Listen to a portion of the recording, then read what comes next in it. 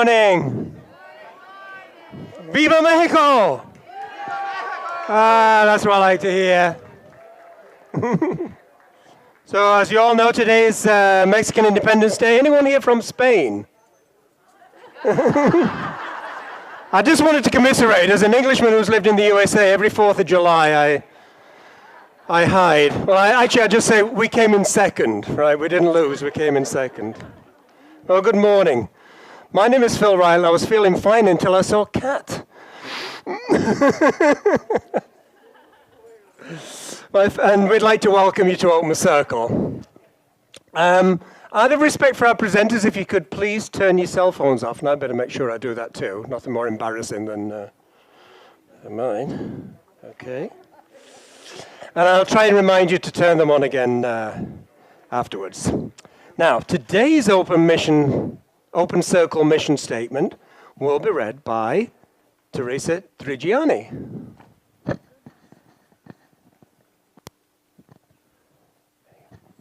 Good morning. Okay. Our Open Circle mission statement is this. Open Circle provides a supportive environment to gather for social interaction and to improve our understanding of ourselves, our community, and our world. Presentations span a wide range of intellectual, cultural, and physical and spiritual topics. We do not necessarily agree with the ideas and philosophies of our presenters. We encourage you to listen with an open mind and form your own opinions. Thank you.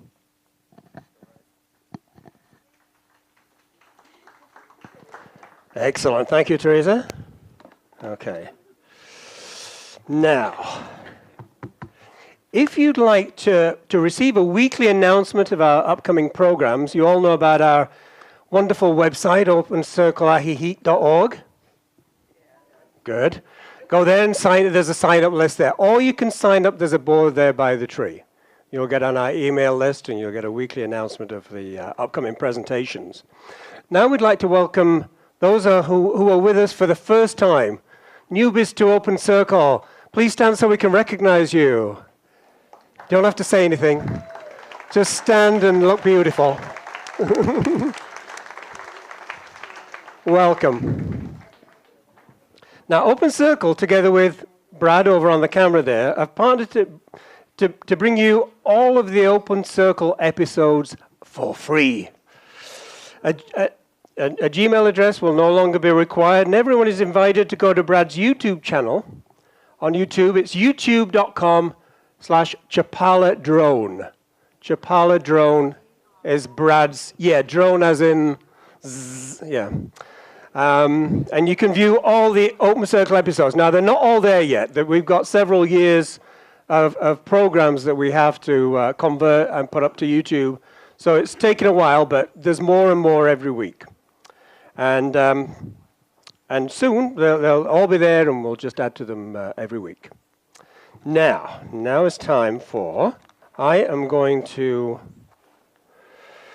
try and tell you jokes. Now, I've listened to Kat's jokes.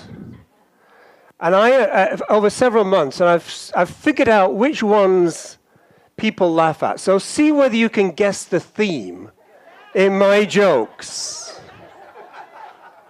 Two men were talking. So how's your sex life? Oh, nothing special. I'm having social security sex. Social security sex? Yeah, you know, I get a little each month, but not enough to live on.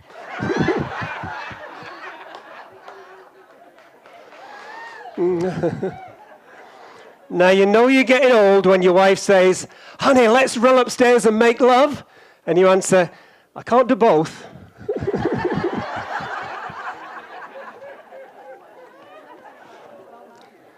A woman was nagging her husband to cut the grass, to which the husband answered, what do I look like to you, a landscaper?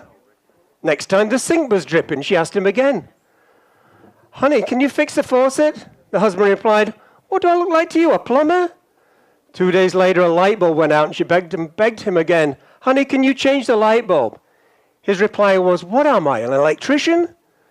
A few days later, the husband comes home from work to find the lawn is cut, the faucet is fixed, and the light bulb is changed.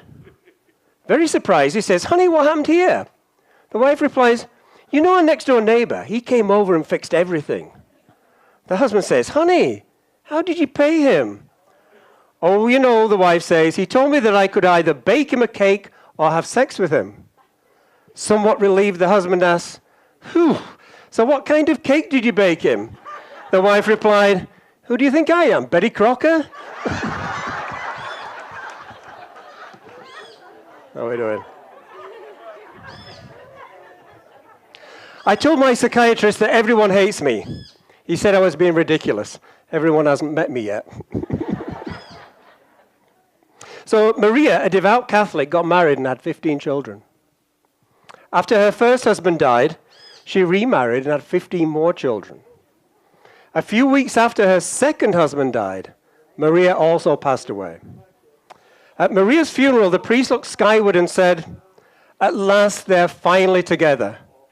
Her sister was sitting in the front row and said, excuse me, Father, but do you mean she and her first husband or she and her second husband? The priest replied, I mean her legs.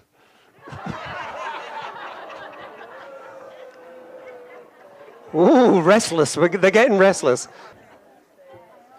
What? One more? I've told this one before, but I like it, so.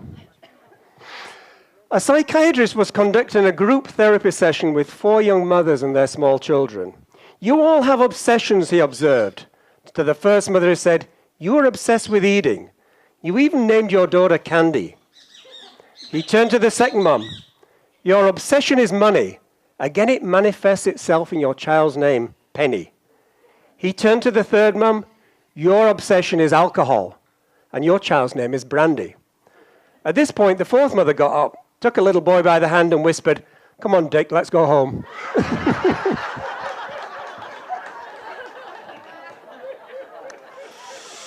Okay. Are we all done with? Okay. Words of wisdom. And I speak from experience. The police never think it's as funny as you do. Okay. Cat, help, where am I? Okay. Today's centering moment. Centering moment? I'm looking at you for help. Am I in the right spot? Oh, come on. Today's centering moment will be led by Lena Dicker. Where's Lena gone? Oh, there you are.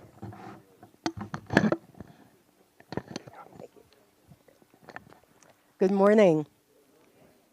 Happy Mexican Independence Day. I don't know if we'd all be here without that. I don't know if the Spanish would welcome us. I don't know. So this is called a prayer for unbelievers. But every time I read it and do it, I think believers can be included too. It was written by Hogan Bays, a Zen Buddhist priest in Oregon. Take a deep breath. Gently close your eyes.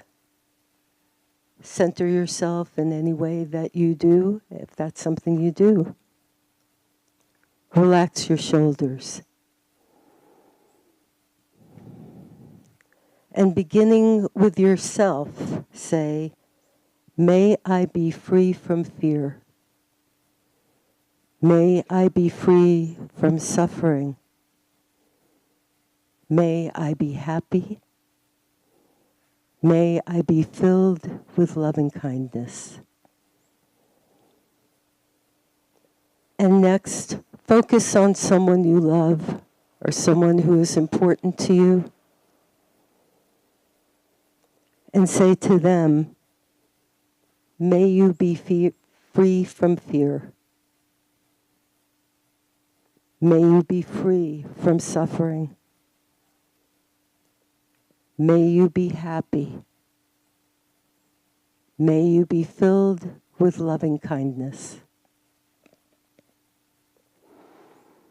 And then somebody neutral, maybe someone that you see at the checkout counter, someone you don't know well.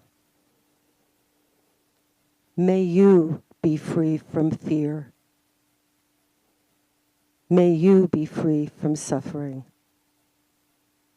May you be happy. May you be filled with loving kindness. And finally, think of someone you dislike, someone you just don't connect with. May you be free from fear. May you be free from suffering. May you be happy. May you be filled with loving kindness. And take a breath. Gently open your eyes. Thank you, Lena.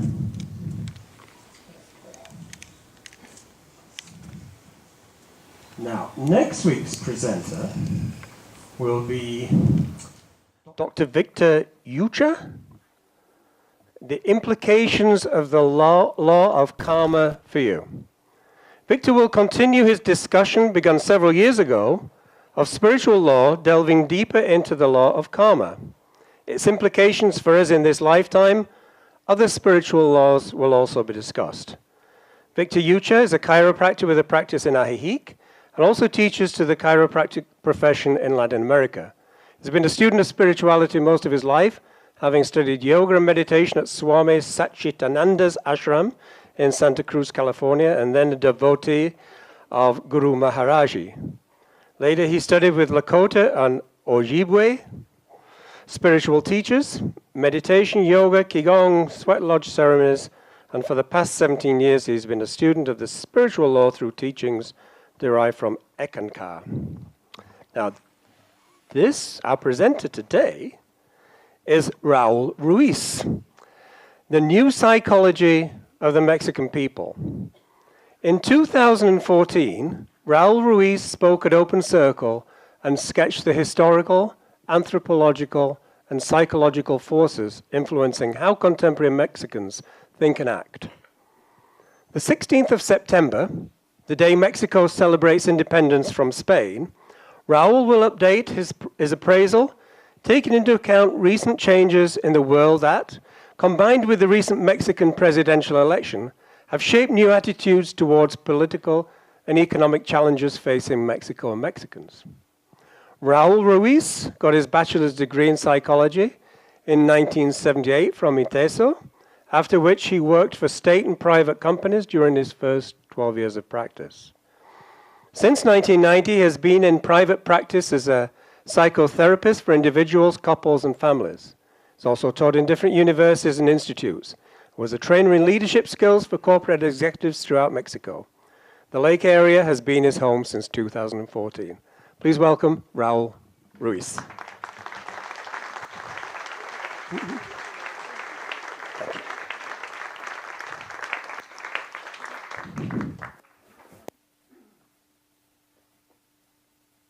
Good morning.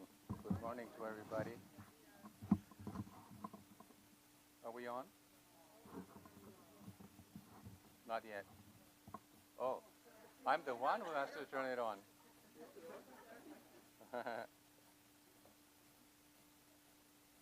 There. Now we're on.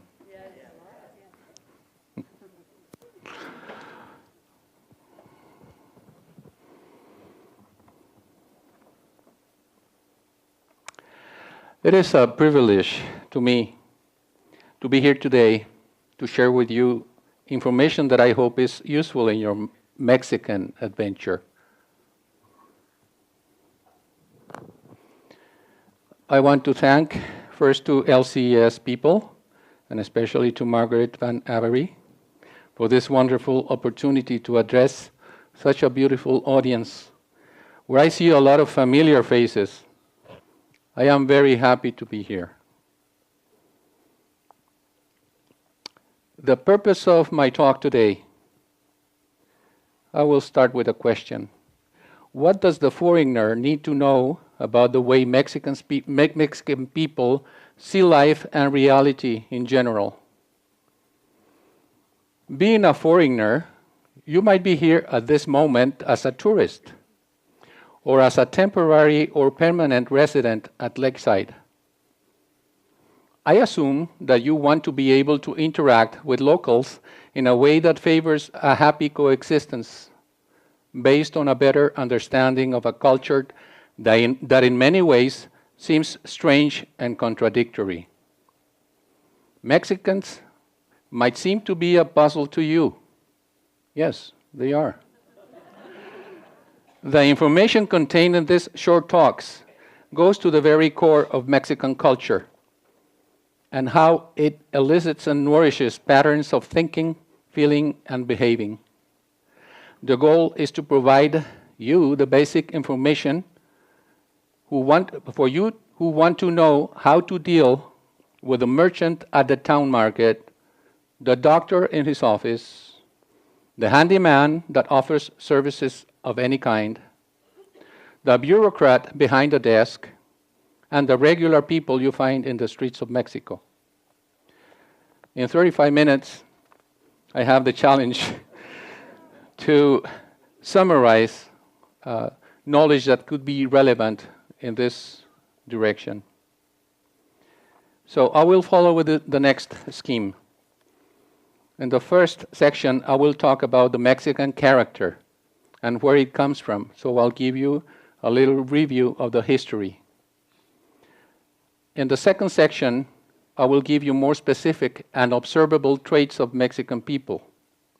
In the third section, I will give you some recent, I'll just mention some recent historical events that are challenging not only Mexico, but the world. And in the fourth section, I will dare to do some predictions about the future of Mexico in search of a Mexican identity.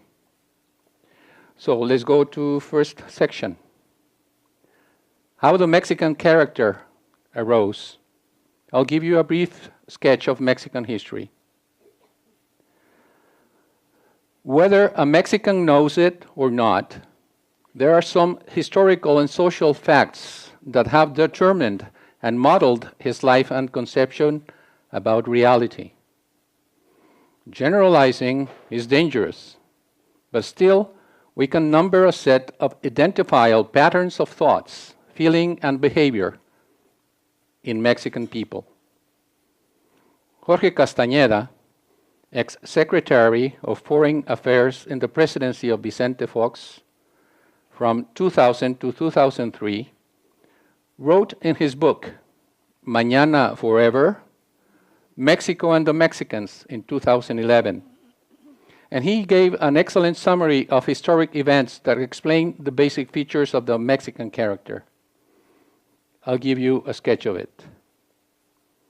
He says, the first Mexican was not the son of Cortés and La Malinche. The son was Martín. Cortés, in fact, had two sons with the same name, Martín. One with his Spaniard wife, and one more out of wedlock with Marina, La Malinche. The first Mexican was La Malinche herself. As for that, she started with the practice of what her descendants would perpetuate, the search of individual solutions to problems of the collectivity, taking them to the extreme. Think of this. The individual solution was to seduce and sleep with the enemy, while the collective problem was nothing else but the fall of the great Tenochtitlan. La Malinche simply utilized her individual skills to turn necessity into virtue in order to save her skin. The individualism of Mexicans is rooted in their history, even before La Malinche, and came to be present even at the very birth of the Mexicans. I'll give you 11 different sections here, and they are historical facts. 1, the ball game in pre-Columbian ages, where the captain of the two teams had their life at stake. He played representing his team and lost his head to the winner.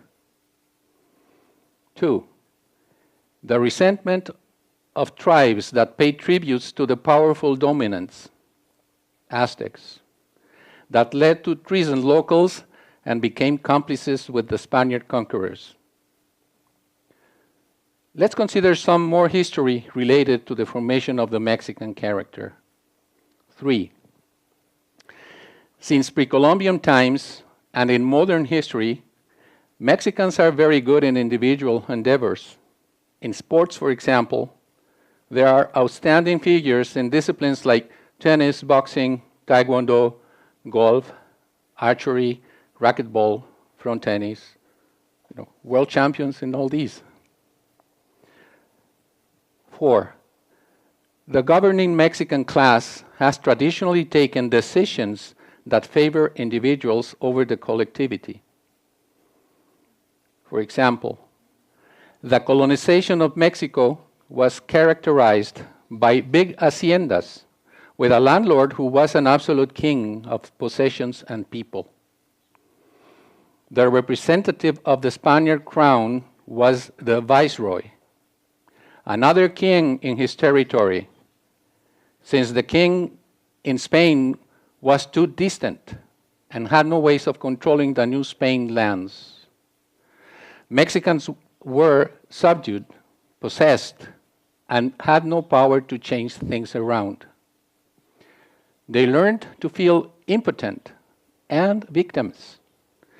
We can see clearly how the disdain towards any form of law and collective action was born and perpetuated through the following periods of Mexican history. Law existed, but complying with the law was impossible. 5.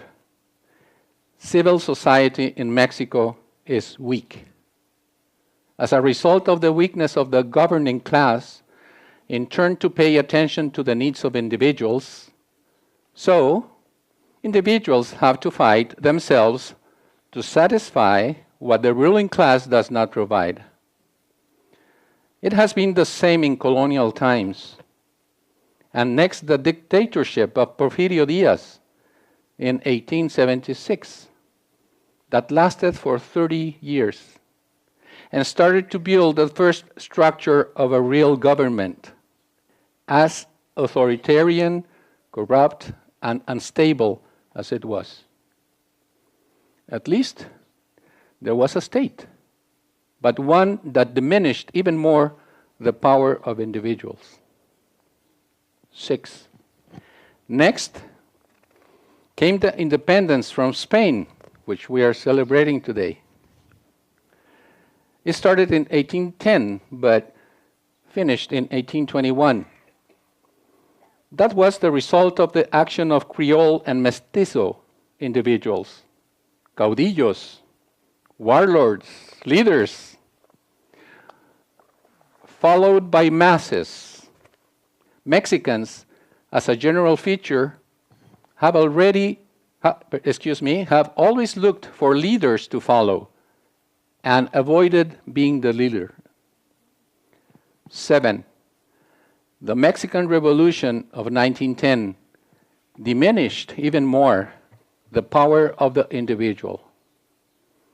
La bola, the bunch, was a term to designate the Revolutionary Army, formed with peasants that fought with whatever they had at hand, and were accompanied by the Adelitas, you know the name Adelitas, the brave women that joined La Bola to provide food and comfort to the troop, and who even shot rifles, joining men when needed. 8. The revolution gave birth to the Constitution of 1917, still ruling the country, with lots of amendments that served individual interests over the collective ones. 9. In 1929, with the formation of the corporative regime that started with the political party later known as PRI, we know PRI, Partido Revolucionario Institucional, and that ruled the country for consecutive 72 years, set the basis of a real government state that provided stability, but perpetuated even more the negative features of Mexican people. corruption, and authoritarianism, once again, were the trademarks of the House.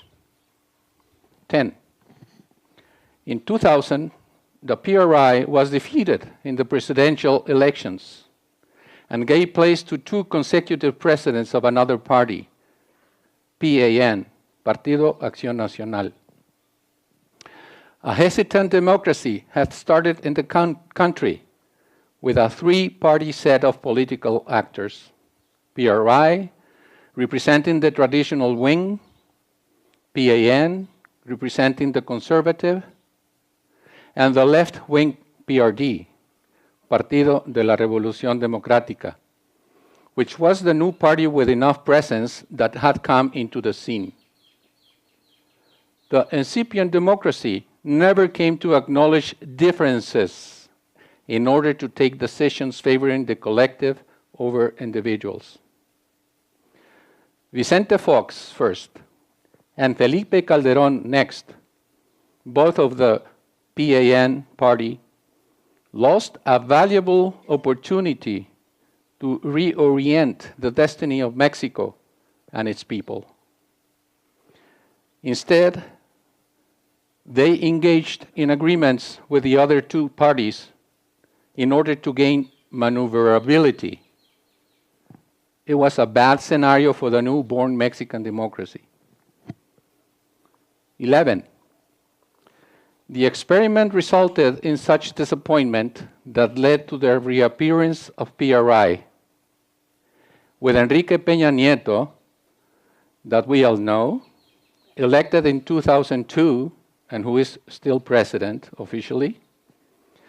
The social disappointment was even bigger and resulted in the election this year, 2018, of Andrés Manuel López Obrador, AMLO as we know it, founder of the new party Morena, Movimiento de Renovación Nacional, the left-wing party that replaced PRD in importance. Now we go to section 2. After a little history, I'll mention more specific psychological traits, what shows on the surface of us Mexicans. And I'm sure that you will recognize a lot of these. The following traits have been summarized mainly from 3 books. 1, The Vocation and Style of Mexico by Agustín Basabe. 2, The Psychology of Mexican People by Rogelio Diaz. And Distant Neighbors, A Portrait of the Mexicans by Alan Riding. Trait 1, emotional vulnerability, because, and I will refer to Mexicans as he, not to get confused with genders, okay? Because he takes everything personal and seriously. He is afraid of ridicule and overreacts. Trait 2, fear of the unknown, and he prefers to stay in the comfort zone than taking risks. This also means preference for the immediate reward rather than the capacity to postpone. This is why the average Mexican will not take risky decisions nor be punctual if he had some activity he was enjoying previously. This fear makes him superstitious and anxious about God's punishment in his other life after death. Trait 3, spontaneous, even naive generosity. Very intense in expressing warmth in his relationships. Foreigners identify this trait easily. Hospitality is a very observable expression for this trait. Trait 4, repression of weakness in men. Boys don't cry. This could sometimes lead to unexpected bursts of aggressive behavior or withdrawal, insecurity, shyness, and introversion. Trait 5, more practical than intellectual. He prefers satisfaction in the short term over the long term. Tendency to procrastinate. He is not a good planner, but a good artist. Trait 6. Sensitive to others' needs. Instead of defending his individuality, will yield to the interests of the family, the community, and other people in general. Will develop sympathy, politeness, indirectness, instead of being confrontational, competitive, or direct. He will comply even when he does not agree. Trait 7. Passivity, as a defense against hostility and continuous dissatisfaction. Mexicans have a society where promises are not kept. Respect for the individual is not a guarantee, and satisfaction of the needs that give quality to life are usually denied to them. Poverty increases as country people invade big cities looking for a better life, and by doing so, they increase the gap of social classes. Trait 8. A sense of being a victim of circumstances, which usually are not under his control. So, he gets passive with feelings of impotence. Trait 9. Develops a sense of solitude, self-devouring hopelessness, and fatalism. Trait 10. Noble, courteous, tolerant, and friendly, but sometimes a flatterer to get something of interest to him from someone with more power. Trait 11. Resentful, because he systematically represses his individuality and because of the inequality in opportunities and income he has to suffer. Trait 12. Macho as a man and submissive as a woman. The Mexican macho, especially the lower class, will be fearless, courageous, violent, will drink lots of liquor, will conquer lots of women, will carry a gun. This trait has been changing since Mexican society has progressively gone through the Industrial Revolution, including women in the productive force. As for women, the more they work, the less submissive, passive, and shy they act. And men have less and less reasons to be macho. Trait 13. Easy to party, relax and celebrate. You know that. And trait 14, finally. Full of uncertainty, doubtful, fearful of high powers. From the times of the conquest, Mexican people have lived in instability and arbitrariness. First on the side of the conquerors, and later on the side of their own society and governments. There is fear to change because it could always turn out worse. Inequality, corruption, and social disorder make Mexican people bad for citizenship, not too prone to be formal and organized. Mexicans have a big heart and can even become martyrs in a single impulse, but are doubtful and inconsistent in putting their hearts into actions in structured programs for the community. So much for the traits. Now, we'll mention some recent historical events that are challenging not only Mexico, but the whole world. And it's only mentioning them, okay? I would mention renewable energy resources as a source of problems, economic instability, even struggle against the supremacy of the US dollar,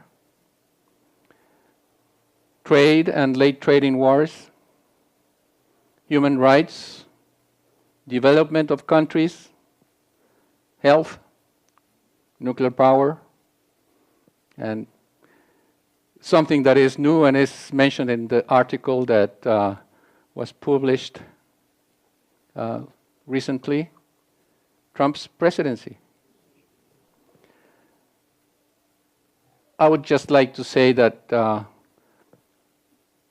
the presidency of Trump is just, when we talk about it, from my point of view as a professional, I would describe it just as I would talk about nuclear power, It depends on who uses it. Okay? But it is a phenomenon. It's causing a lot of movement, not only in the States, but throughout the world. I would mention some things like international rejection, not only from Mexicans, or having Mexico build a border wall. Manifestations in the streets and cities and countries that he has visited. For example, England, France, and Russia. Reactions from different countries to stop the US dollar as the exchange international currency as a response to his economic hardstick policies. Trade wars with the European Union, especially Germany, and other countries like China and Turkey. Hard, belligerent, and demanding proposals for the new NAFTA negotiations with Mexico and Canada. Serious conflicts of nuclear issues, especially with North Korea and Iran, triggering serious worries about another world war. And these are just a few. You are more informed than me. Anyway, this has created, for me as a psychologist, a source of work.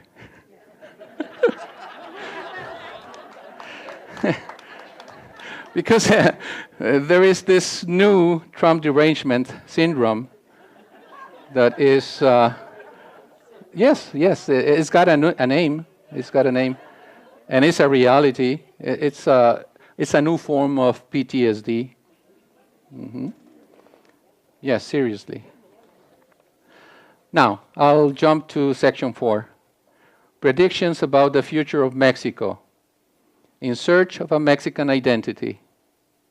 As all we know, there is a new party in power, Morena, with Manuel López Obrador. There is some writing that I would like to mention, and it's made by the Wilson Center, and it's on Manuel López Obrador and the new perspectives. It says, in Mexico's July 1st elections, Andrés Manuel López Obrador won a stunning landslide victory. Although his triumph was widely predicted, the scale thereof was still a surprise. AMLO won almost 53% of the popular vote and was the most popular candidate in every state in the country, except Guanajuato. Cementing his victory was his Morena's party performance at all levels of government, winning a majority with his coalition partners, the PES and PT, in both chambers of Congress, winning 5 out of 9 state governorships, and winning a majority of state-level legislatures. This gives AMLO the opportunity to construct not only an ambitious legislative platform, but also to create a governance capacity unseen in the modern democratic era in Mexico. Given the potential here for successful legislative negotiation, combined with the overwhelming nature of AMLO's electoral victory, hopes for the new administration are already very high. Herein lies the first major challenge for the president-elect. He will, for sure, enjoy an extended honeymoon period with the Mexican public. But the nation is justifiably anxious to see progress on solving the country's problems sooner rather than later. These problems are deep and varied. The first concerns the economy. AMLO has promised high rates of economic growth, but must first avoid a financial meltdown, capital flight, or further volatility in the value of peso due to the investor anxiety. He has begun well. sending a message of stability, economic orthodoxy, and continuity directly and through his economic team. Secondly, he must address the decade-long problem of rising violence and loss of territorial control to organized crime. This is a problem that has beaten successive PAN, then PRI administrations, with some of Mexico's best minds among them. Third, there is the issue that helped get AMLO elected: rampant corruption in government and society. AMLO has promised that the problem will be solved through his honest leadership example as president. But naturally, Mexican analysts and voters are skeptical. Fourth, there is the question of how to handle Mexico's energy sector. AMLO has made clear his desire to reverse the 2013 reform that opened the oil and gas industry to foreign and private investment, while respecting the law of the land. Lastly, there is the inimitable challenge faced by Donald Trump and the bilateral relationship with the United States. AMLO must navigate a fine line between ensuring stability and the national interest on one hand, with protecting national pride and his own image in the eyes of Mexican voters, oftentimes in the face of attacks and insults from Washington, D.C. I would add that AMLO, the new president, won't make significant changes if he is not capable of changing the attitudes of Mexican people. And he needs to trigger the interest and initiative for actions that benefit the collectivity. And he needs to encourage the compliance within a state with a rule of law, which is absent in Mexico. And for that, he needs to eradicate corruption. He has to have acknowledgement of differences and conflicts which Mexicans are not used to, and fostering win-win negotiations in conflicts. And finally, the creation of secondary laws. We have too many laws in Mexico, but unfortunately, they are not complied. And fostering to make sure actions are taken, making general laws pragmatic. Thank you very much for your attention.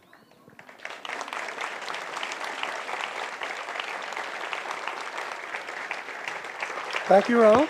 You have time for some questions? Yes? Okay. If you want to ask Raul a question, please raise your hand and a mic will come to you eventually. Okay, we have our first question from the back there. Happy Day of Revolution. Some of us have romantic relationships with Mexicans. I've been connected with my partner for 11 years, and I've seen the difference in him from when we moved from the United States to here. My question has to do with this. What do you think the average lakeside Mexican thinks of us, the gringos? That's a very good question. Can you talk personally, maybe? Yes, absolutely. Thank you very much. I think it's a very interesting question that pertains everybody here, right? In fact, in the book that I told you about, Mañana Forever, Jorge Castañeda mentions this area specifically as one of the examples of good partnership between Mexicans and foreigners. And I think the key to this is very simple. You foreigners are good citizens, well organized, that have a club and volunteer for everything. We Mexicans don't. And we benefit a lot from that. You know, you are giving this community a lot of gifts just by doing that. Not to mention the economic side of it, because, you know, you have the power of acquisition and have given Mexicans the opportunity to, let's say, to improve their level in their economy. So I think this is a very happy conjugation of both sides. Next question. Can you stand up, please? Thank you. And I just, on that same question, then how do you think they keep the narcos out and out of here? And the other question, this violence in Mexico City, this recent violence, do you think we're going to see more of that? Was that politically motivated, or do you know? Well, thank you very much. I think that's another very interesting question. You know, there is always more than one side to everything. And we all know that without consumers, there wouldn't be producers. So we Mexicans are not the only ones that have to do some actions, you know, to control the organized crime. It's in the side of the consumers that pay for it and that provide armament, and in the side of the producers. So it goes beyond the power of the Mexican government. It's not just pertaining to Mexico. That's one thing. And the other thing is, now we know more about violence than 30 years ago. Why? Because our society is more open. And now we get the news more freely than 30 years ago. 30 years ago, even when things were as bad as they are right now, we wouldn't even know about it. Okay? So I would say don't panic. We don't have a higher rate of crime than most of the main cities in the world. And that's statistically proven. Okay. We have another question from... Hi. As a retired psychotherapist myself, I am very curious as to what type of symptoms you're seeing in people with an obsession in politics in your practice. Ooh. Well, the first thing I have to say is that seems like Americans, more than Canadians even, have this chip installed, you know. It's like it says, talk about politics everywhere.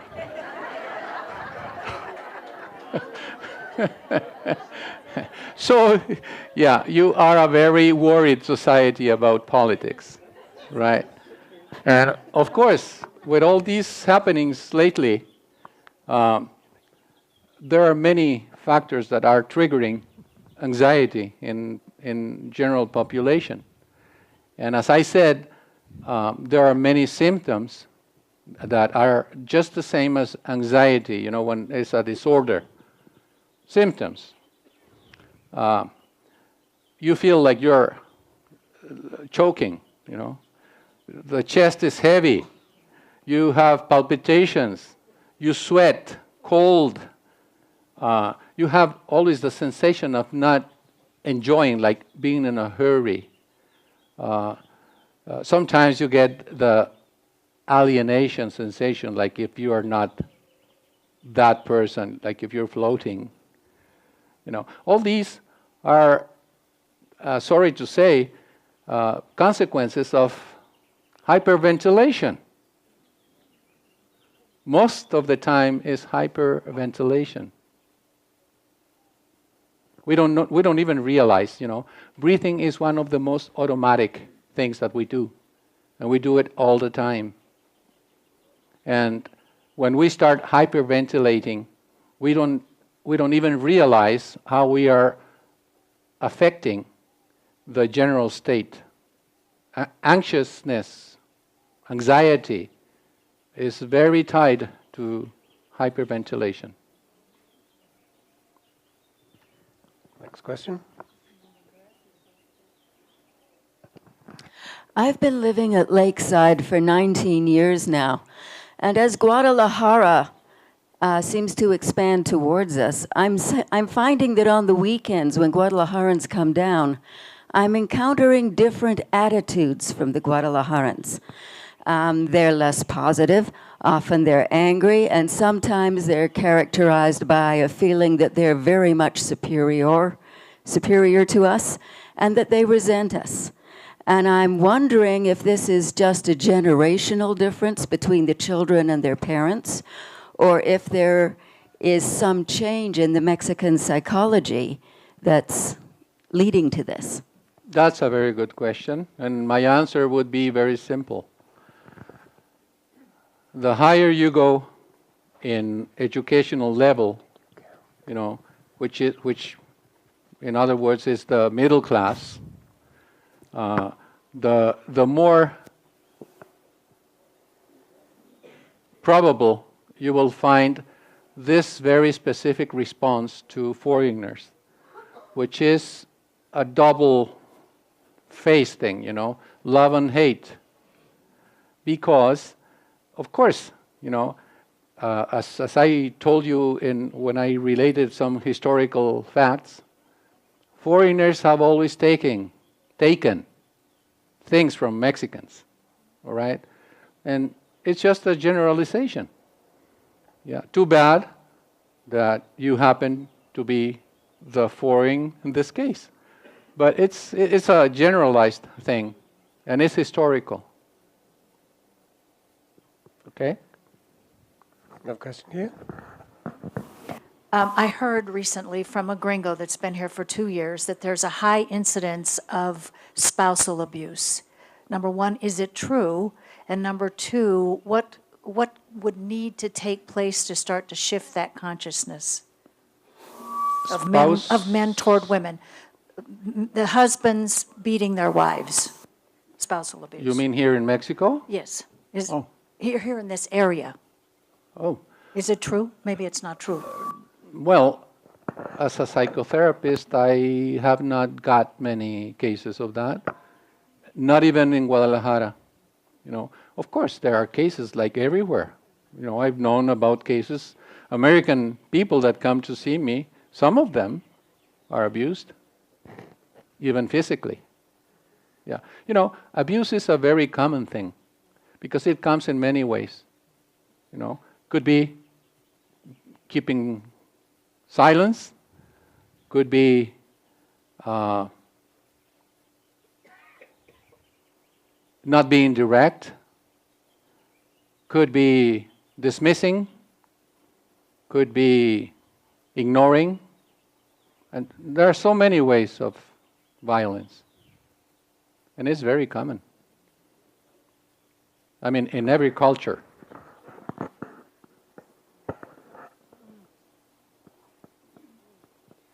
Just one quick, perhaps, comment on what she said, that you haven't seen it in your practice. If it's possible that it's more connected to working class. I know it's very common, for example, in the Chippewa community, and they've been addressing it for several years. But my question to you is, when you were going down the list of traits for Mexicans, you didn't mention the relationship to Catholicism or religion. And that's something that a lot of people, that's almost the first thing they think of when they think of Mexicans. I just wanted to get your take on that. Thank you. Yeah. If I didn't mention it specifically, this is the moment to say that the religion side, in this case Catholicism, that was the main means of conquer of controlling people, played a very important role in all this. Yes. Another question? Whoop. One at the back there. This will be the last one.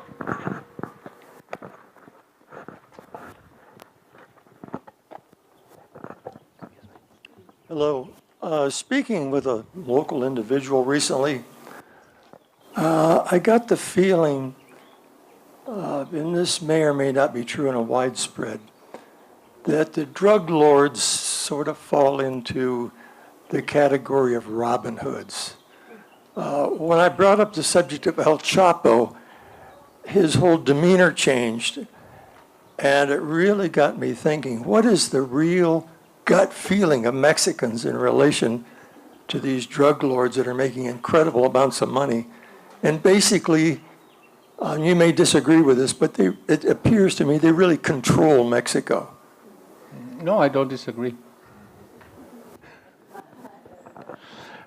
Economy controls the world, right? And without going into much depth, people who make guns, armaments, people that are related to drug production and commerce, of course they have a lot of money, and they control many things, more than we imagine. Mm-hmm. Have one more? Yeah. This is the last one.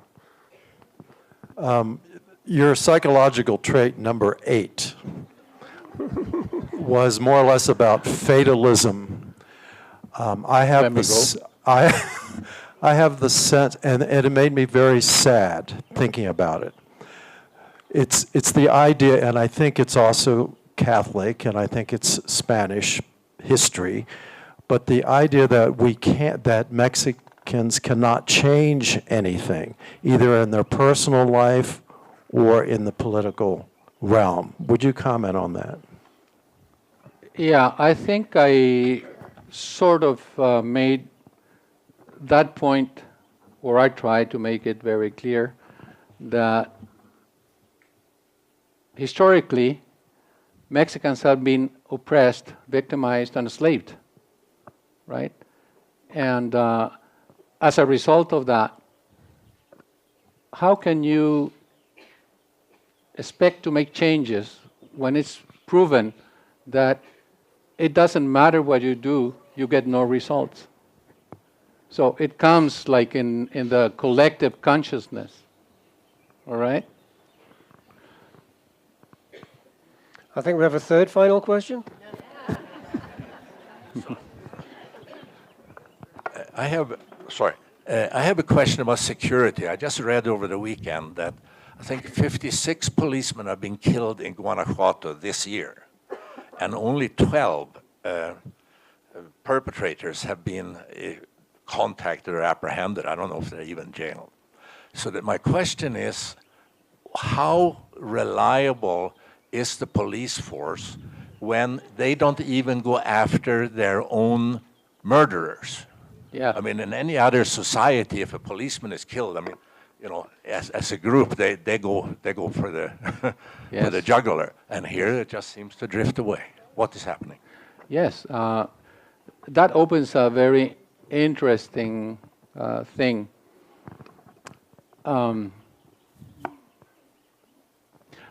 Laws in Mexico have been made to, let's say, to justify the good intentions of governments, all right? I mean, laws are good, but they are never fulfilled, okay? So,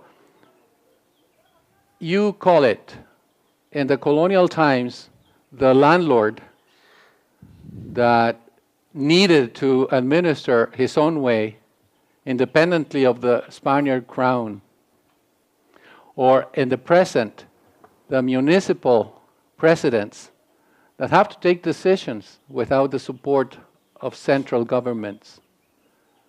Well, how can you deal with big problems like organized crime or collective problems when you are circumscribed to very little power? See, you can't. And of course, things like what you mentioned happen. And just last week, there were 6 in Guadalajara. But guess what? Everywhere in the States, you get the same. Not true. Sorry, not true. That's just not true. Okay. I'll take it. Well, I think that's it. That's it for our questions.